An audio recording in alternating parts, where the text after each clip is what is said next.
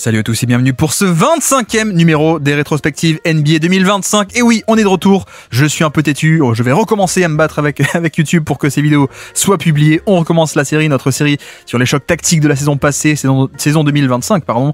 Aujourd'hui Grizzlies contre Rockets, match-up hyper intéressant parce qu'on a deux équipes en termes de jeu des possessions qui sont les deux meilleures de NBA, deux équipes aussi avec beaucoup de maillons faibles en défense, donc niveau match-up et niveau affrontement, assignation individuelle défensive, ça va être un festival, vous allez voir.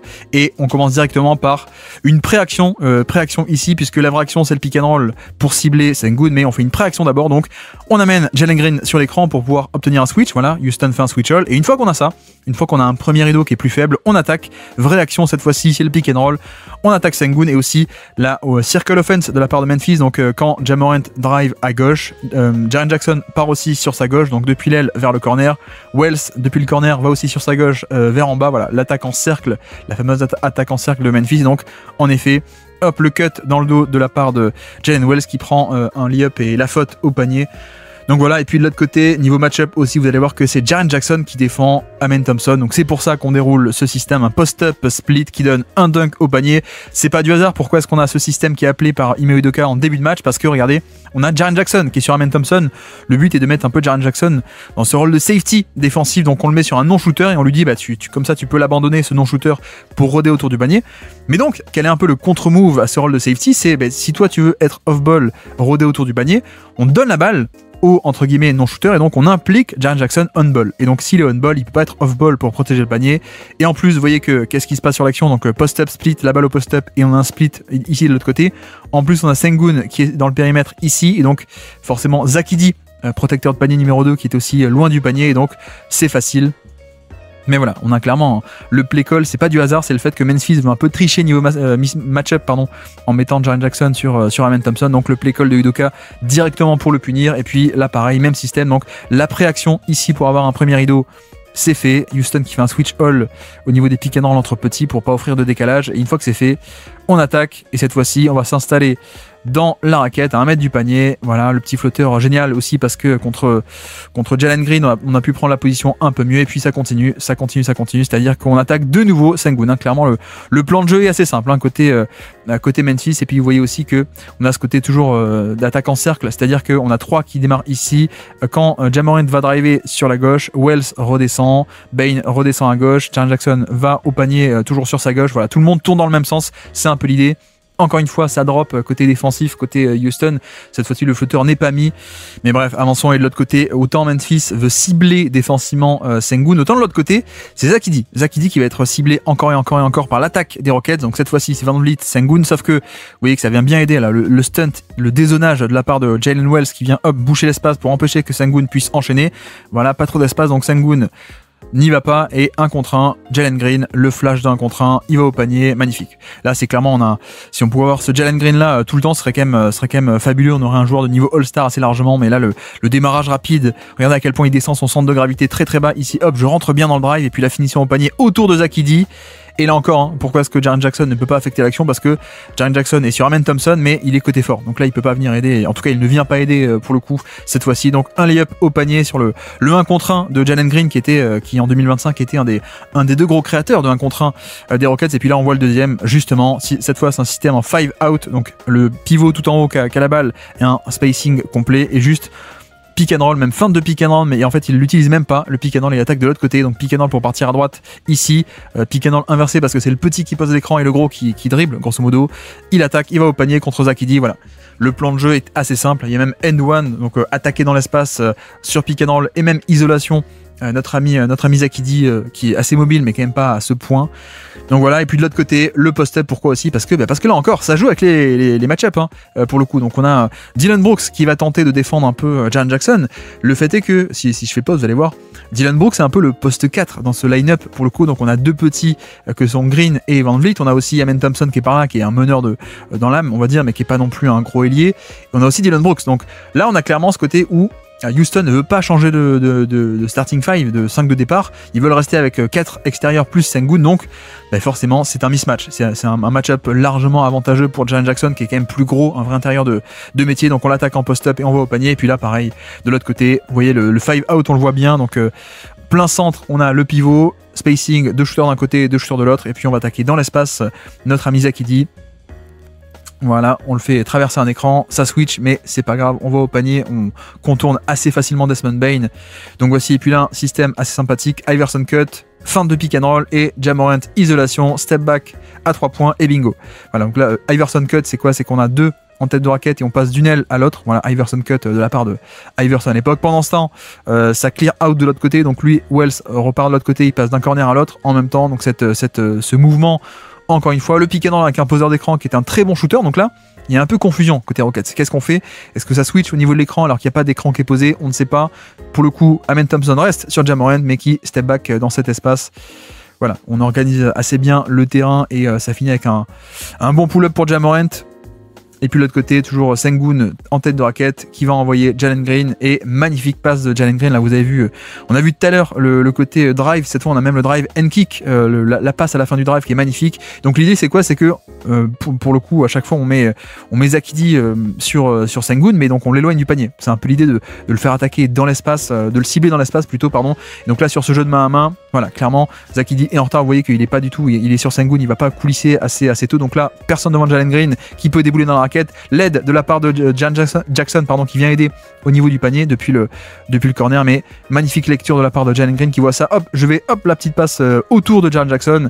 Et dans le dos de cette aide, nous avions le cut de Amen Thompson. Donc c'est parfait, tout est bien exécuté ici. Deux excellentes actions de la part de Jalen Green pour le coup. Et puis là pareil, on a plus Zakidi, on a JF qui est rentré sur le terrain, mais c'est pareil. JF, bon bah c'est un bon petit pivot défensivement, c'est bien mobile, etc.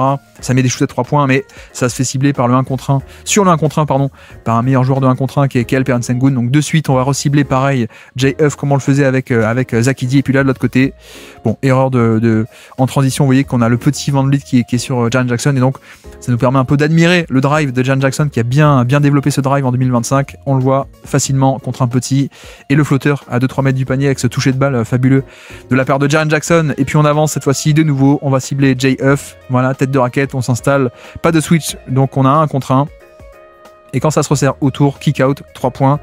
Et bingo. Voilà. Et là on voit aussi à quel point que l'attaque des Rockets c'est pas non plus une attaque hyper fluide avec beaucoup de mouvements, motion offense, etc. Non, là c'est juste assez simple pour le coup.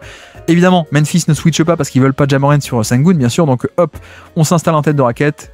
Le terrain est bien espacé, on te laisse opérer sur un contre 1.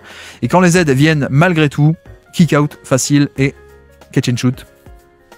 C'est magnifique, bien fait de la part des Rockets. Et puis là, on a Luke Kennard qui est entré sur le terrain, donc poste d'écran, ça s'échappe à 3 points, la feinte dans un fauteuil, 3 points. Bon, c'est manqué malheureusement, mais on a un peu ce côté où Ja Morant est sorti, donc Desmond Bane va être un peu le porteur de balle principal de ces line-up, piqué dans la 2 écrans, voilà, pour en gros, il y a un peu cette idée de venir un peu créer de la confusion au niveau défensif des Rockets, c'est-à-dire que vous avez vu que depuis tout à l'heure, les pick and roll entre petits Ja Morant, Desmond Bane ou Ja Morant, je ne sais plus qui, étaient switchés de manière automatique. Donc là, qu'est-ce qu'on fait? Ben, on met un shooter qui va aller au pick and pop, et donc là, en l'occurrence, le switch n'est pas assez bien exécuté, donc on a un peu d'espace en pick and pop, petite feinte, ouvert à 3 points. Et voilà, et là pour le coup, Luke Kennard va aussi être, avec les écrans glissés de Luke Kennard, ça va être un contre-move très bien au switch, venir un peu perturber le switch évidemment. Et puis là, pareil, en niveau de la transition, Sengun qui s'installe au poste bas contre JF et il va opérer dans tout cet espace. Hop, il est un peu tout seul sous la raquette, c'est facile, le jeu des possessions, le rebond offensif, la faute.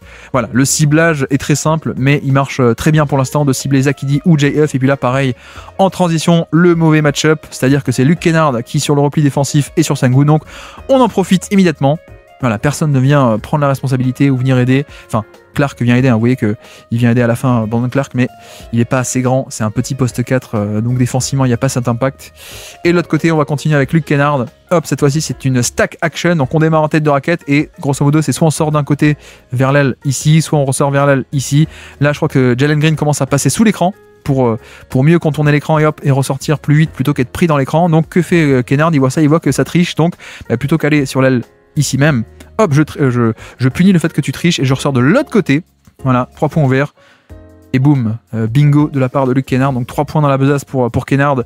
De nouveau, cette fois-ci, vous voyez le même système, sauf que cette fois, c'est pas Jalen Green. Cette fois, c'est Van Vliet qui reste mieux accroché. Il passe pas sous l'écran, il reste accroché, donc ça donne rien. Et on enchaîne avec un pick and roll plus classique pour cibler. Alperen Sengun. Voilà, ça c'est encore, on est sur un jeu assez simpliste hein, pour le coup de la part des deux équipes pour l'instant.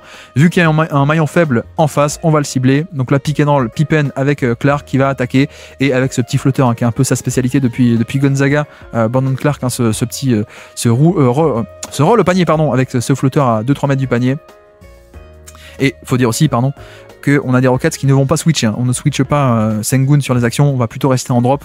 Donc voilà, le switch, c'est un switch all de la part de tout le monde, mais on va dire poste 1 à 4, mais pas le poste 5 côté Rockets parce que on veut un peu le protéger, on va dire. Donc voilà, et puis là, un pick and roll avec deux écrans, deux options plutôt, on va dire une qui pop, une qui roll. On va chercher le pop avec Aldama. Ça ne rentre pas pour le coup, mais ce jeu d'options avec une option pour aller à gauche, ici Jaren Jackson, ou alors à droite pour Santi Aldama. Au final, on part à gauche. Switch de la part des Rockets ici même avec Jason Tate qui va monter sur Scottie Pippen et Jalen Green qui va essayer de rester sur Jaren Jackson, sauf que confusion ici, je pense que Cam Whitmore voulait éventuellement aider. Attends, moi je prends Jaren Jackson, donc confusion entre Jalen Green et Cam Whitmore. Au final, pick and pop relativement ouvert, donc un tir de bonne qualité même s'il n'est pas rentré pour l'attaque de Memphis. On avance de l'autre côté, Jalen Green, pick and roll cette fois-ci. Hop, face à Scottie Pippen Jr. qui est un excellent défenseur pour le coup. Steven Adams est rentré, il va tenter de venir poser un gros écran, c'est ce qui est fait. Voilà, le pull-up à 3 points parce que le défenseur est passé dessous, donc l'écran n'est pas de très grande qualité non plus, en tout cas il n'y a pas trop de contact, mais comme Scottie Pippen passe sous l'écran, Jalen Green dégaine directement avec ce petit espace disponible. Magnifique pour l'instant, offensivement il fait un gros match hein. Pour le coup Jalen Green il était bien en forme sur ce côté offensif et c'est un peu ce qu'on lui demande hein. C'est à dire que c'était clairement une des deux têtes de proue de cette attaque assez simpliste mais qui se repose beaucoup sur la création de Green et Sengun. Et puis là pareil, hop, pick and roll entre petits, vous le voyez, entre Kennard et Ja Morant, donc switch automatique de la part des Rockets pour offrir aucun décalage ni pick and pop. Ni roll au panier, ni donc pick and pop de Kennard. Donc Amen Thompson qui switch, hop, et je surveille un peu Kennard, donc pas de décalage, mais sauf qu'on concède le mismatch et Ja Morant attaque ce mismatch dans l'espace, il va au panier et c'est facile. Et en même temps, vous voyez aussi la circle offense quand ça drive côté gauche. Kennard va aussi sur sa gauche et Desmond Bane, il peut pas sortir à gauche ligne de fond, donc il passe du corner sous le panier. Voilà, la circle offense, on voit bien ces mouvements là. Et puis de l'autre côté, Sengun de nouveau sur le terrain. Dernière possession offensive du quart-temps. 1 contre 1, juste avec Jaren Jackson qui veille au grain par derrière. Donc kick out de l'autre côté. Rebond offensif, non. Voilà, on a clairement ce côté. C'est pour ça aussi qu'on met un Jaren Jackson sur des non-shooters. Vous voyez que là, il est sur Cam Whitmore qui ne va pas le respecter. Il va totalement l'abandonner pour venir rôder autour du panier et notamment apporter ce bonus de 2 contre 1 au niveau du panier. Scottie Pippen qui coulisse au niveau du cut ici, donc à 3 points et ouvert Dylan Brooks. Voilà, côté Memphis, on est quand même plutôt content de concéder ce tir là plutôt que de laisser Alperen Sengun à 1 contre 1. Donc on attaque le deuxième quart-temps avec cette fois-ci c'est Amen Thompson qui est à la baguette. Premier pick and roll pour voir si on peut pas aller chercher Ja Morant, mais surtout pourquoi est-ce qu'on donne la balle à Amen Thompson, on l'a bien expliqué, c'est que on a de nouveau Jaren Jackson qui est en défense sur Amen Thompson, donc avec ce côté on espère que Jaren Jackson va pouvoir être off-ball, abandonner Amen Thompson pour rôder autour du panier en bonus, sauf que le contre-move c'est on t'implique sur le ballon. Toi tu veux rester off-ball, mais nous on t'implique sur le ballon, comme ça tu n'es pas off-ball justement. Donc ça drive 1 contre 1, toujours le drive, mais sauf que voilà, il faut le dire aussi, Jaren Jackson c'est pas genre Robert Williams qui était que bon off-ball en protection de panier. C'est pas qu'un roamer, c'est aussi un mec qui coulisse assez bien on-ball et qui est quand même plutôt très bon même en défense de switch pour coulisser sur le ballon même sur des plus petits. Donc là il le fait parfaitement. Donc pas de drive pour Amen Thompson, bonne défense de la part de Jaren Jackson. Et puis là juste post-up, on s'installe contre Aaron Holiday. Et ça fait panier facile. Voilà, c'est un côté, on l'a dit, hein, ce match est assez passionnant d'un point de vue match-up d'un côté, match-up de l'autre, les mismatchs, le roamer, ce genre de choses. Et là, juste, vu que j'ai Aaron Holiday sur moi, je l'attaque en post-up. Qui est-ce qu'on met aussi à une passe près? C'est pas du hasard, on met un des meilleurs shooters de l'équipe. On met Jaren Jackson, qui est un des meilleurs shooters de Memphis, à une passe près au cas où il y a une aide ici qui descende. On a un 3 points directement ouvert pour un bon shooter à 3 points. Mais là, ça vient pas aider, donc on le laisse opérer un 1 contre 1 et on va dans la raquette, le petit lay-up, c'est parfait. Et puis de l'autre côté, toujours Amen Thompson qui essaie d'impliquer sur le ballon Jaren Jackson. Et cette fois, ça donne un pick and pop à 3 points. Pourquoi ? Parce que là, justement, autant les Rockets switch les pick and roll entre petits, autant, vous voyez, ici, on va pas switcher. On switch pas côté Memphis. Donc, pris dans l'écran, Jaren Jackson. Wells reste ici pour compenser et pour empêcher qu'il y ait un drive de Amen Thompson. Mais donc, le pick and pop est ouvert. Un décalage quelque part, vous voyez que 2 sur le ballon. Et donc, pick and pop ouvert. Voilà aussi pourquoi est-ce que parfois on peut râler. Mais non, mais pourquoi tu switches? Ça donne un mismatch un peu trop facile. Voilà, on switch de manière automatique pour ça, parce que si on ne switche pas, au niveau NBA, ça donne un mini décalage en roll ou en pop qui peut être létal malheureusement. Donc voilà, et puis là, de l'autre côté, c'est Steven Adams qui est sur le terrain, pas de Sengun. Le jeu de main à main ici, pick and roll avec Cam Whitmore qui va attaquer d'un côté. Bon, ça c'est pas très important, pull-up, mais le rebond offensif de Steven Adams, j'arrive plus à articuler déjà. Ici, le jeu des possessions entre deux équipes qui adorent ce jeu des possessions, c'est-à-dire attraper plus de rebonds offensifs que l'adversaire pour avoir plus de possessions que l'adversaire. Le jeu des possessions, et là on voit l'impact dans Adams qui permet d'avoir un dunk, nouvelle possession et donc un dunk, alors qu'à la base on a vu juste un pull-up nul de la part de Whitmore, et grâce au rebond de Adams, hop, possession supplémentaire, et on s'en sort avec 2 points dans la besace ici même. Donc c'est parfait, Houston 59-44, les Rockets un peu en contrôle sur cette milieu de deuxième quart-temps. Le post-up de Sengun, pourquoi? Parce que J.F. est sur le terrain, et donc très simplement on va cibler. Voilà, le plan de jeu est très simple, pour le coup, on voit quelqu'un qui est assez friable, on va l'attaquer. Sengun, il y a cette force de frappe de 1 contre 1 comme avec Jalen Green, donc les deux plutôt bons offensivement ici pour l'instant. Et de l'autre côté, par contre, eh bien, J.F. lui rend l'appareil, puisque le plan de jeu de Memphis est également très simple, ciblé encore et encore Alperen Sengun. Donc c'est ce qui est fait, pick and roll Kennard, on reste en drop, on laisse venir, et donc pick and pop qui est ouvert, et quand ça se jette sur le pick and pop pour empêcher le 3 points, l'attaque de close-out est facile. Et vous voyez aussi sur le qui est-ce qui vient se placer, le cut à 45 degrés ici de la part de Desmond Bane qui vient sous le panier. Et donc, hop, on a un petit sous le panier au cas où l'aide vienne ici de Dillon Brooks. Hop, la passe pourrait être faite au niveau de Bane, mais en plus donc l'aide n'est pas de qualité parce que Dillon Brooks c'est plutôt un petit, donc il n'y a pas ce côté taille au niveau du panier. Mais bref, donc J.F. de retour. Non, il n'est pas sur le banc, pardon, il est toujours sur le terrain, mais on a fait re-rentrer donc Jaren Jackson, puisque J.F. se faisait un peu trop ciblé. Donc Jackson de retour sur le terrain, et cette fois il défend non pas un petit, non pas un non-shooter, mais il défend Alperen Sengun. Et là, vous voyez à quel point, bon, le tir est rentré. Mais je veux dire, concéder un pull-up long tir à 2 points pour Sengun, c'est quand même un tir qu'on préfère concéder, côté Memphis. Donc voilà, Jaren Jackson qui est re-rentré pour empêcher le mismatch Sengun-J.F. Et puis là, magnifique possession défensive, on va un peu la détailler, regardez. Donc ça commence avec Van Vliet qui est sur Kennard, voilà.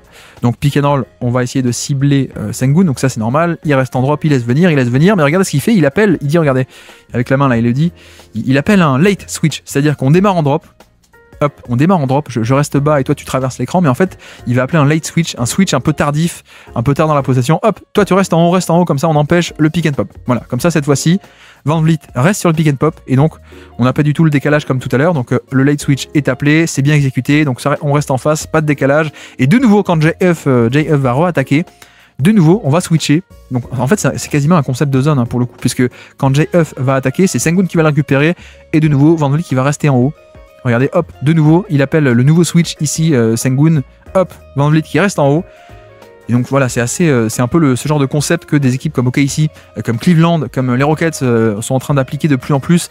Et finalement, la défense NBA aujourd'hui ressemble de plus en plus à de la zone. C'est du mélange entre du home-home et du zone. Et donc ça n'a pas marché. Et finalement, en plus, on finit avec, comme le pick and roll n'a pas marché, 1 contre 1, Dillon Brooks qui résiste bien sur le post-up, et en plus Sengun qui vient aider. Donc la fin de cette possession défensive, très bonne, 2 contre 1. Les mains baladeuses des Rockets, voilà. Pas de décalage créé, toujours pas. Il reste 5 secondes. Amen Thompson qui a réussi à bien dévier la balle, hop, ici même. Il reste 4 secondes, et à la fin, même l'encontre de Amen Thompson en aide. Voilà, c'est magnifique possession défensive de la part des Rockets ici, qui switch d'un côté, switch de l'autre, 2 contre 1, les mains baladeuses, etc., etc. Et puis là, toujours pareil, c'est-à-dire pick and roll. Amène-moi Sengun dans l'action, on va essayer de le cibler. C'est ce qui est fait. Sengun reste en drop, mais surtout, ça marche parce que Brandon Clark est sans doute secrètement un des meilleurs rollmen de NBA pour moi. Regardez comment est-ce qu'il va relâcher son écran. Hop, il pose l'écran même, il le pose pas très bien. Enfin, il n'y a même pas une vraie pose d'écran, c'est juste qu'il va très très vite ouvrir ses hanches. C'est-à-dire que regardez, il va se tourner de l'autre côté pour bien faire face, vite rouler au panier. Et là, il fait face directement en à peine un pivotage de hanche. Je fais déjà face à l'action, et donc je peux vite plonger au panier, et face à la passe qui va arriver. Voilà, je plonge dans le dos. Pas d'aide au panier cette fois-ci, donc un roll facile au panier. Et puis là, le fameux terrain qui est organisé pour isolation de Ja Morant. Donc qu'est-ce que ce fameux truc, c'est-à-dire qu'il attaque depuis une aile, voilà, 1 contre 1 depuis l'aile, avec un shooter d'élite, ou de bon calibre en tout cas, dans le corner à une passe près. et un autre shooter de bon calibre sur la trail. Et donc là on voit très bien ce boulevard qui est fait ici sur l'aile droite, pardon, j'arrive plus à voir en droite et gauche. Hop, ici même, personne vient aider, et en tout cas il y a un peu l'idée de soit tu viens aider ici, et donc ça fait une passe près à un bon shooter, soit tu viens pas aider, et donc je peux pénétrer jusque dans la raquette, comme ici, le flotteur à 1 ou 2 mètres du panier, à 2-3 mètres du panier, qui n'est pas rentré mais un tir de bonne qualité. Voilà, ce côté boulevard qui est bien livré grâce à une structure du terrain qui est faite exprès. Et puis là pareil, la préaction pour obtenir un premier rideau qui est pas de bonne qualité, et donc Ja Morant peut l'attaquer. Bon, le layup est manqué à la fin, mais toujours pareil, hein, ce côté premier écran ici pour ne plus avoir Amen Thompson, mais Jalen Green, voilà, c'est ce qui est fait. Et puis ensuite, après la préaction, on enchaîne sur la vraie action, 1 contre 1, mais cette fois ça ne donne rien. Et puis dernière action de cette première mi-temps, regardez, c'est un double pick and roll, mais un peu spécial. Regardez, il y a un premier écran de la part de Adams pour Jalen Green, et un deuxième écran, mais pas pour Green, qui est un deuxième écran presque pour Adams en fait. Il vient bloquer, Van Vliet vient ici bloquer Jaren Jackson, donc Jackson ne peut pas faire un drop ici pour compenser le drive de Jalen Green en réception du pick and roll. Il peut pas, il est bloqué, donc c'est Ja Morant qui tente tant bien que mal de compenser ici, de barrer la route, sauf que Green arrive lancé à pleine vitesse, donc il peut facilement aller jusqu'au panier. L'aide au panier s'appelle Luke Kennard aussi, hein. Regardez que Kennard et Aldama, c'est un deuxième rideau qui est quand même beaucoup plus faible. Pourquoi? Parce que on a impliqué Jackson sur le ballon, donc Jaren Jackson n'est pas en off-ball comme il voudrait être en libéro défensif au panier, il ne l'a pas, donc l'aide au panier est quand même de moins bonne qualité. Et puis on attaque cette deuxième mi-temps avec Jalen Green à la baguette, et on poursuit ce plan de jeu deuxième mi-temps de cibler les bigs fragiles de la part de Memphis. Donc hop, pick and roll pour attaquer Zach Edey, mais vous allez voir à quel point Zach Edey coulisse assez bien, même très bien pour le coup, et vient contrer ce tir au panier. Donc voilà, c'est une partie je trouve un peu sous-estimée du jeu de Zach Edey. Il est pas hyper, c'est pas Draymond Green, on est d'accord, mais il est quand même un peu plus mobile que ce que les gens pensent, et donc là ça coulisse assez bien, il bouge bien les appuis, et au panier on vient contester avec la longueur de bras également. Donc voici, et puis possession d'après, cette fois c'est pas Green, c'est Van Vliet.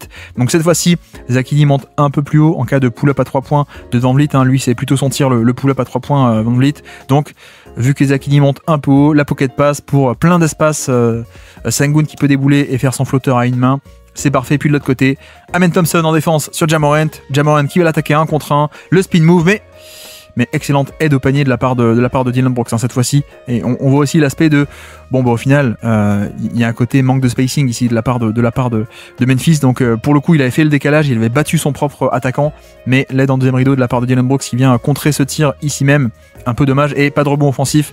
Voilà, c'est un peu le jeu des possessions qui ne peut pas être exploité pour l'instant de la part de Memphis, pas tant que ça de rebond offensif. Et de l'autre côté, encore un excellent pick and roll de la part de Zach Edey, hein. En défense, on va de nouveau le cibler avec un premier écran, une préaction pour emmener Ja Morant. Donc on espère avoir Ja Morant en premier rideau plutôt que Jalen Wells. Voilà, c'est ce qui est fait. Et une fois qu'on a Ja Morant, on va attaquer pick and roll, mais de nouveau, on voyait à quel point ça coulisse assez bien. Il bouge très bien les appuis. Alors, tout est relatif évidemment, mais pour un mec de sa taille, de ses proportions, sa charpente et son poids aussi, les appuis, regardez, les pieds bougent quand même plutôt pas mal, hein. Il arrive même à se réorienter sur le changement de direction. On conteste le tir à la fin, c'est parfait. On bloque l'accès au panier, et même on conteste le flotteur ou le pull-up à 2-3 mètres du panier, c'est parfait. Mais ça n'empêche pas Houston de continuer à l'attaquer. Donc cette fois zoom action, un écran, un jeu de main à main pour Van Vliet qui va sortir et prendre les deux pour cibler à la fin Zach Edey sur le jeu de main à main évidemment. Donc le voici, de l'espace, cette fois Zach Edey ne monte pas, donc le pull-up est ouvert pour Van Vliet, c'est parfait. 2 points pour la Rockets, et puis de nouveau Zach Edey, encore et encore. On va l'attaquer, cette fois c'est Sengun qui roule au panier, mais de nouveau, hein, vous voyez que pour le coup il reste bas au niveau de l'écran, il reste en drop, il recule, et quand la pocket pass est faite, je reviens aussi en 2-3 pas, je suis sur Sengun et les longs bras pour venir contester ce tir là. Donc voilà, le plan de jeu est simple, le plan de jeu se répète d'ailleurs encore une fois ici, mais pour l'instant ça tient plutôt pas mal de la part de Edey, et même là pour le coup, Van Vliet pick and roll, Edey qui reste un peu en drop, il laisse venir, il protège le panier, il bloque l'accès au panier. Donc 2 sur le ballon, la pocket pass hop qui va être faite pour Sengun ici même, sauf que cette fois il est en tête de raquette, il est pas au panier, il est en tête de raquette. Donc il va enchaîner, post-up, il va essayer en tout cas, et quand Jaren Jackson dézone, kick out de la part de Sengun qui va trouver un peu Jason Tate. Bon, là pour le coup, Jaren Jackson abandonne Jason Tate. Tate met le 3 points, mais c'est quand même un bon tir à concéder, hein. C'est pas non plus un top shooter à 3 points, Jason Tate. Donc dans l'idée, c'était la bonne chose à mon avis de la part de Jackson de venir aider sur son 1 contre 1 et pas laisser un vrai 1 contre 1 Sengun contre Zach Edey. Et puis là, cette fois-ci ça va jusqu'au bout. Pourquoi? Parce que cette fois-ci Edey était monté un peu plus haut sur le pick and roll, vous allez voir. Donc Jalen Green ici même, voilà, il va prendre l'écran et regardez, cette fois-ci on a Zach Edey qui monte au niveau de la ligne à 3 points. Il est plus haut que d'habitude, sauf que bah, si tu es haut, tu es plus vulnérable pour te faire attaquer dans le dos, dans tout cet espace dans ton dos. Et donc cette fois-ci, Green qui allume le turbo et qui va essayer de le dépasser complètement. Il va jouer sur son explosivité. Hop, vu que tu es un peu haut, hop, coup d'accélération et je ressors de l'autre côté. Magnifique. Excellent drive, encore un, excellente action, encore une de la part de Jalen Green. Zach Edey sur le banc, donc cette fois-ci c'est Jay Huff, et puis pareil, on va attaquer Jay Huff en 1 contre 1, Sengun, et quand ça se resserre autour de lui, extra passe, le dégage est fait, on va trouver Jason Tate dans le corner, non, il va attaquer, et il va aller rebond offensif, voilà, merci les rebonds offensifs, mais clairement on a toujours ce truc de Jay Huff un peu plus fragile, donc on peut l'attaquer en 1 contre 1, c'est un peu l'idée, et quand l'aide vient ici de la part de Santiel Lama pour protéger, on a Kennard qui doit gérer un peu les deux shooters côté faible, mais le système de rotation fait que, voilà, bref, le décalage est créé, et à la fin, hop, le rebond offensif qui est un élément important, et à noter aussi, hein, forcément Memphis protège moins bien le rebond défensif et donc offensif des Rockets quand tu as une raquette Aldama Jay Huff, forcément, c'est pas comme si quand tu as notamment Zach Edey qui est très bon sur ce rebond. Et puis là pareil, c'est Brandon Clark qui va être attaqué en 1 contre 1 par Sengun ici même. Voilà, le pick and roll ne donne rien, donc on installe Sengun au poste haut, tête de raquette, l'accès au panier. Vous voyez que la raquette est un peu bouchée hein, pour le coup, mais il va quand même réussir à aller jusqu'au panier. Spin move sur le 1 contre 1. Malheureusement, le layup à la fin est manqué, mais regardez à quel point le layup, le tir est de qualité. Le tir qui arrive à se générer, Sengun, pour le coup, est quand même très bon. Donc il y a cette menace de 1 contre 1. Là, on retrouve le Iverson, le même système que tout à l'heure, et ça donne un 3 points pour Jackson. Regardez ce système. Donc Iverson cut ici, 2 écrans pour Aldama d'un côté, avec le Danny Green cut de l'autre côté, donc d'un corner à l'autre, Danny Green cut en même temps, ce mouvement. Et cette fois-ci, on a aussi un STS, un Screen the Screener, puisque Jaren Jackson, qui est un screener sur le Iverson cut, reçoit lui-même un écran pour ressortir à 3 points. Voilà. Et quand Dylan Brooks vient un peu aider sur Luke Kennard, la passe facile à une passe près, un bon shooter dans un fauteuil. Il ne met pas, mais un tir de qualité obtenu. Et puis là, très simplement, de la semi-transition, on n'est pas sur la contre-attaque totale, mais juste 1 contre 1 en semi-transition avant que la défense se mette totalement en place. C'est le fameux, regardez, le boulevard sur l'aile droite avec un bon shooter à une passe près ici, Jack Laravia dans le corner. Sur l'aile gauche, on va avoir Jaren Jackson qui va s'installer. Bref, 1 contre 1 dans l'espace, Ja Morant contre Van Vliet, pour le coup il va au panier. L'aide n'est pas qualitative de la part de Sengun, mais ça on n'est pas surpris, c'est pas un protecteur de panier non plus. Donc on arrive à libérer très vite un tir au panier, end one pour Ja Morant qui peut attaquer dans l'espace Van Vliet. Pour ça aussi, je le dis pas, mais c'est aussi pour ça qu'on voulait beaucoup de Amen Thompson sur Ja Morant, parce que Van Vliet c'est un bon défenseur de navigateur d'écran, etc. Mais pour contenir un driver comme Ja Morant, c'est quand même un peu plus dur, donc on aime bien avoir la longueur et la taille plutôt de Amen Thompson. Et puis là, juste pick and roll. Cette fois-ci, Jaren Jackson est sur Sengun, il n'est pas du tout sur un non-shooter, donc on va l'attaquer. Pick and roll, il reste un peu bas, donc le pull-up à 3 points de Van Vliet, et bingo. Et notez aussi à quel point l'écran est posé très très haut de la part de Sengun, regardez, au niveau du logo quasiment, avec Jackson, même s'il monte très haut, techniquement il est au-delà de la ligne à 3 points, mais il reste quand même un peu bas par rapport au niveau de l'écran, donc pull-up à 3 points, c'est parfait. Le fait est qu'on essaie de poser l'écran le plus haut possible. Et puis là, pareil, la semi-transition, on va attaquer en 1 contre 1. Van Vliet, voilà. Là, clairement, dans cet espace, c'est quand même très dur de contenir un mec comme Ja Morant qui va au panier. L'aide, encore une fois, au panier de la part de Sengun, mais qui ne change pas grand-chose. Donc, on voit que c'est un mismatch. On voit que c'est clairement un mismatch. Et d'ailleurs, je parle de ça, mais donc, directement, de retour sur le terrain, Amen Thompson. Voilà. On laisse plus Van Vliet, on laisse Amen Thompson sur Ja Morant, mais...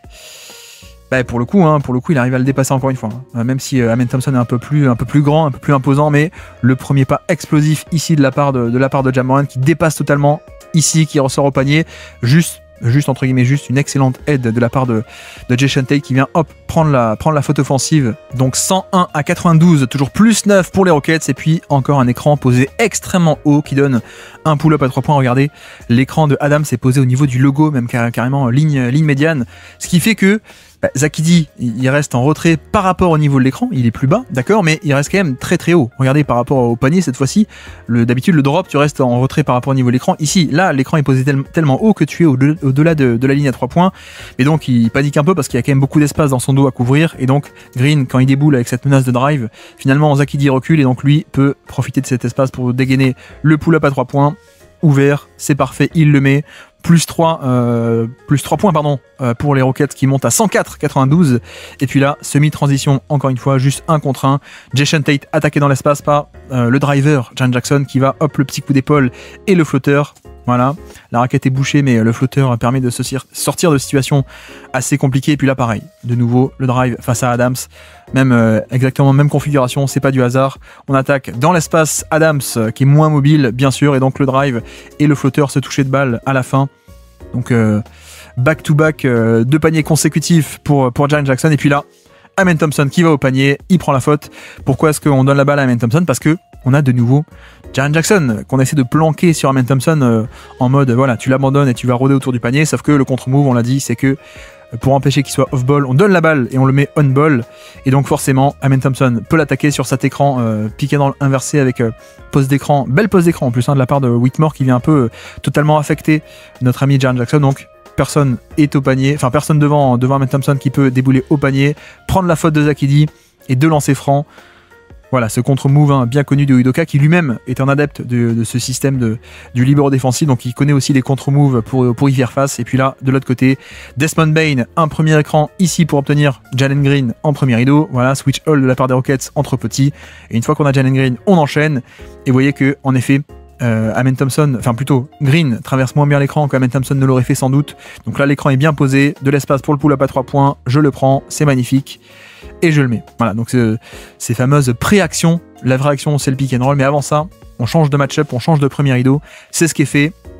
Le premier rideau pas aussi bon est pris dans l'écran, donc 3 points pour Desmond Bane. Et puis là pareil, Desmond Bane, double sortie d'écran pour lui, mais il va pas être servi pour le coup. On va donner la balle à Jaren Jackson qui va attaquer dans l'espace Jason Tate. Vous voyez aussi les match-up, on a sorti Adams de ce match-up parce que Adams n'était pas assez mobile. On a remis Jason Tate qui lui n'est peut-être pas toujours assez costaud, mais au moins il est assez mobile.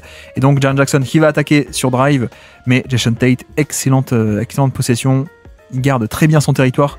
Il est moins costaud, moins grand en tout cas, mais il est quand même assez solide. Pour le coup, Jason Tate, moi je l'adore, c'est un de mes chouchous. Regardez à quel point il encaisse les contacts. Hop, et ici, il fait bien mur, bien ancré au sol. Je repousse le contact et je force ce flotteur à 2-3 mètres du panier plutôt qu'un lay-up au panier. C'est parfait. Magnifique Jason Tate qui d'ailleurs a re-signé du côté des Rockets pour 2026, donc c'est très bien. Ici, donc qu'est-ce qu'on fait? On change. Vu que Tate est sur Jackson, on va faire un écran pour avoir un switch. Voilà, vu que les Rockets vont switcher. Pourquoi ça switch? Parce que regardez de nouveau, si les deux viennent sur Luke Kennard, on aurait un pick and pop ouvert pour Jaren Jackson. Donc on switch, ok. Mais qui dit switch dit mismatch. Et une fois qu'on a Van Vliet plutôt que Jason Tate, c'est plus facile, on peut l'attaquer plus facilement. Voilà. Et quand l'aide vient, la passe est facile. Et donc regardez, 1 contre 1, ça vient aider de la part de Sengun, 2 contre 1, donc la passe facile. Voilà, tout ça part du fait que vu que Jason Tate est un trop bon match-up, on a fait un switch, on a créé un switch et ensuite on l'a attaqué. Et puis ensuite le décalage se fait facilement. Et puis là, un drive de Desmond Bane ici même avec cette fameuse 2 options, un à droite, un à gauche. Donc à droite pardon ici et un à gauche ici de l'autre côté. Il prend l'option à droite pour attaquer Sengun, c'est ce qui est fait. Sengun ne va pas assez bien contenir le drive. Voilà, il se fait dépasser un peu trop facilement même, on peut le dire. Donc Bane, coup d'accélérateur, il va au panier. Et encore une fois, regardez quel est le second rideau de la part des Rockets? C'est Van Vliet, le petit Van Vliet ou le petit Jalen Green. Donc pas de rotation au panier de qualité. Et puis côté Rockets, on change pas, toujours ce pick and roll entre petits pour Jalen Green et lui offrir un mismatch. C'est ce qui est fait. Switch de la part de Memphis, Jack LaRavia, 1 contre 1 contre Jalen Green, sauf que non, regardez, dézonage de la part de Desmond Bane qui vient boucher le terrain ici pour empêcher le drive ici, donc c'est pas un vrai 1 contre 1, c'est un 2 contre 1.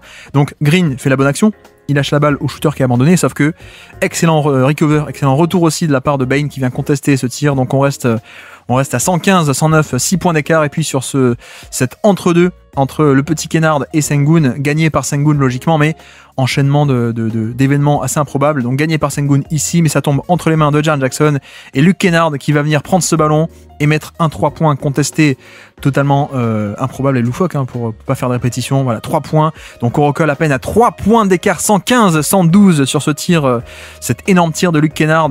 Et puis là, de nouveau un pick and roll, mais cette fois-ci avec plusieurs écrans. Et à noter, sur cette fin de match, on n'a pas de Zach Edey et on a surtout Jaren Jackson qui défend Sengun. Pourquoi? Parce que on veut plus le mettre dans un rôle de roamer, on veut surtout empêcher des post-up faciles de Sengun. Donc on le met sur Sengun pour empêcher ça. Et puis c'est Clark qui finit le match sur Amen Thompson en espèce de bonus en aide au panier, on va dire. Mais voilà, Jaren Jackson qui est sur Sengun, donc impliqué sur le pick and roll. Edge ici, 2 sur le ballon, vous voyez, assez agressif pour empêcher un switch ici. Donc Edge assez agressif, la passe n'est pas faite par-dessus. Donc Green lâche la balle. Deuxième essai de la part de Van Vliet, sauf que Van Vliet cette fois il sait que ça va Edge. Donc qu'est-ce qu'il fait? Il passe très vite par-dessus. Voilà, c'est parfait, avant que le Edge ne puisse même se faire le 2 contre 1. Je passe par-dessus et voilà, une fois que c'est fait, le décalage est fait. 4 contre 3 pour les Rockets, la passe facile, extra passe vers Jalen Green, catch and shoot à 3 points. Loupé malheureusement, mais un tir de très bonne qualité obtenu pour le coup. Donc voilà, c'est un peu ce côté sur la même action, quand il y a 2 fois la même couverture défensive, bon ben la deuxième fois on s'y attend, et c'est un peu cette exécution qui permet d'obtenir un très bon catch and shoot à 3 points. Et derrière malheureusement, il n'est pas rentré, mais en termes de générer un bon tir, c'était parfait.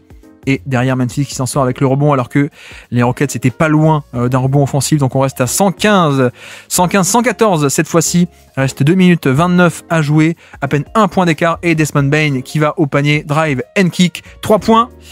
Et cette fois-ci, après le loupé de Jalen Green, c'est un loupé assez énorme de la part de Kennard qui avait eu un très bon tir. Bon, l'action c'est on va cibler Sengun, ça vous êtes assez habitués. Pendant que voilà, la circle offense, qu'est-ce que c'est? Pendant que ça drive à droite, Ja Morant part aussi à droite, Kennard part à droite depuis le corner vers la ligne de fond. Voilà, tout le monde tourne dans le même sens, grosso modo, ce cercle, grosso modo. Et Bane kick out pour un 3 points dans un fauteuil pour le meilleur shooter de NBA qui ne s'appelle pas Stephen Curry, mais c'est loupé. Malheureusement, et puis derrière le rebond pour les Rockets, donc on reste à 115-114, pile 2 minutes à jouer. La balle cette fois-ci, Ja Morant qui va cibler Sengun, mais ça ne marche pas, puisque Sengun défend assez bien ce tir au panier ici même, alors que Ja Morant avait dépassé. Il avait dépassé Jalen Green sur le premier rideau. Donc bonne défense de Sengun ici même, et ça capte le rebond en plus, on sécurise la possession. Toujours 115-114, Houston à plus 1, et vous avez vu, pick and roll entre petits, on implique Luke Kennard, et ça donne un switch ici même, voilà. Et donc qui dit switch dit tu peux te faire attaquer, et on va essayer de t'attaquer, on attaque ce mismatch, c'est ce qui est fait. Et voilà, Van Vliet qui va planter un pull-up facile face à un mauvais défenseur en tête de raquette, step back pour repasser à plus 3, 117-114 après un loupé de Memphis de l'autre côté. On reste ici avec le même pick and roll, vous avez vu Kennard qui est impliqué sur l'action. Le voici, ça switch pour pas laisser, encore une fois, pour pas laisser un roll au panier ou un pick and pop ouvert, donc pas de décalage, c'est ce qui est fait. Mais Van Vliet va attaquer Kennard encore une fois. La prise à 2 se déclenche ici de la part de Desmond Bane qui va venir prise à 2. Ja Morant va essayer de compenser ici, système de rotation, extra passe. Voilà, Dylan Brooks qui est ouvert à 3 points, qui peut tuer ce match.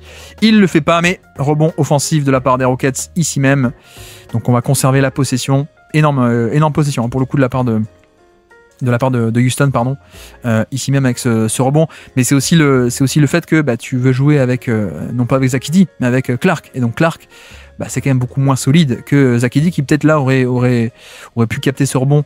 Donc voilà, au final, Sengun gagne la bataille du rebond face au plus petit Brandon Clark, et donc les Rockets avec ce jeu des possessions qui conserve la possession. Et puis là, juste, on va faire cramer le chrono. Pour le coup, on fait cramer le chrono, on s'assoit sur la balle et on attend que ça défile. Et le tir est de mauvaise qualité, mais c'est pas grave. Le but était de cramer un peu des secondes, et en effet, il reste plus que 4 secondes, 3 points d'écart. Donc il y a quand même une chance, il y a quand même une chance pour que les Grizzlies mettent un tir à 3 points. Vous avez vu qu'au niveau de l'action, on va tout switcher. Comme ça, pas de 3 points ouverts, et surtout vous allez même voir à quel point c'est intelligent.